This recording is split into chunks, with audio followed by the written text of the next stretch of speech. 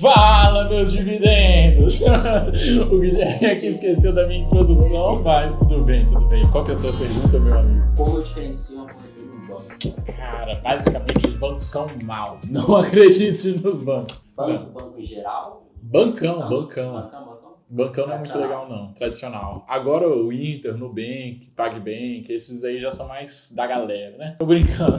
Mas, em geral, o que acontece? Os bancões, na maioria das vezes, eles pagam mal. Não tem bons investimentos. Quando eles têm, são dos próprios bancos. O banco, por exemplo, eu sou Banco do Brasil. Ou, enfim, sou outro banco.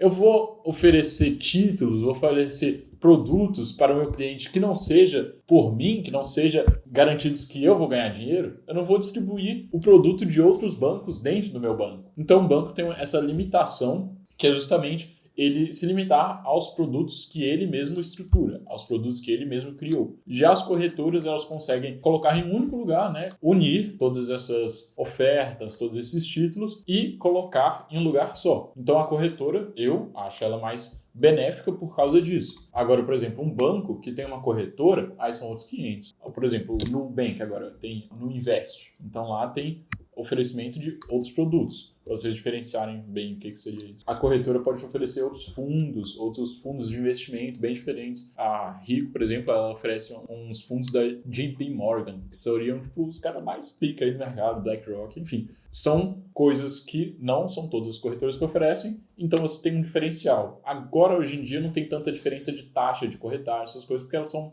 meio que zeradas em todas. Então, não faz muito sentido você comparar qual que seria mais barato, qual que seria mais caro, e sim qual que oferece o melhor produto. É basicamente essa a diferença.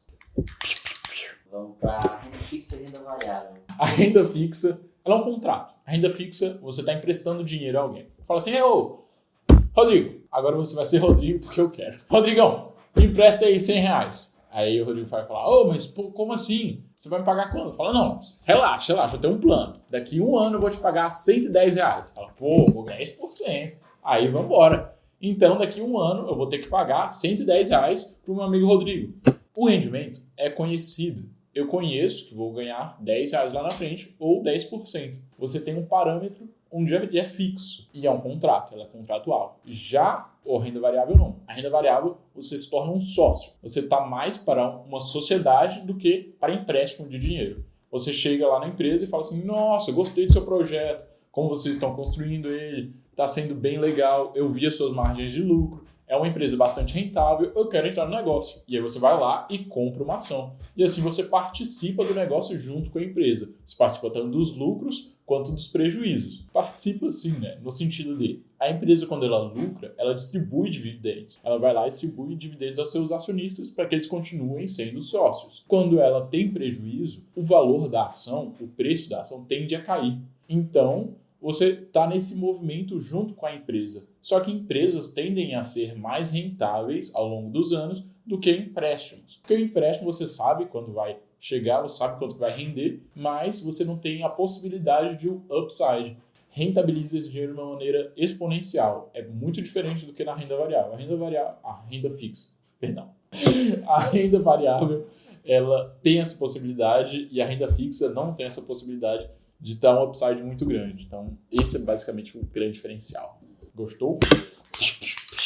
Vamos para taxa Selic e o dólar. Como essa ligação? Taxa Selic e o dólar. É engraçado, porque não são todas as pessoas que fazem essa ligação. Se você é uma pessoa normal aí, todo dia, começou a investir, você já parou para pensar que a taxa Selic está intimamente ligada ao dólar? Assim, não intimamente numa forma mecânica, né? Onde uma sobe e outra desce. Não necessariamente, mas tem um impacto forte sim. E agora eu vou discutir ele para vocês entenderem como é que funciona. A taxa Selic, que seria a nossa taxa básica de juros, ela regula quanto você vai receber se você emprestar o seu dinheiro para o banco ou para o governo, por exemplo. Então, existem os investidores, né? Os investidores estão ao redor do mundo e eles estão sempre procurando taxas boas de rentabilidade, seja onde for, nos Estados Unidos, na Europa, na Ásia, na Oceania, no próprio América do Sul, o Brasil. Então, eles procuram onde o dinheiro está mais rendendo e, de preferência, com segurança, né? Então, aqui no Brasil, a nossa taxa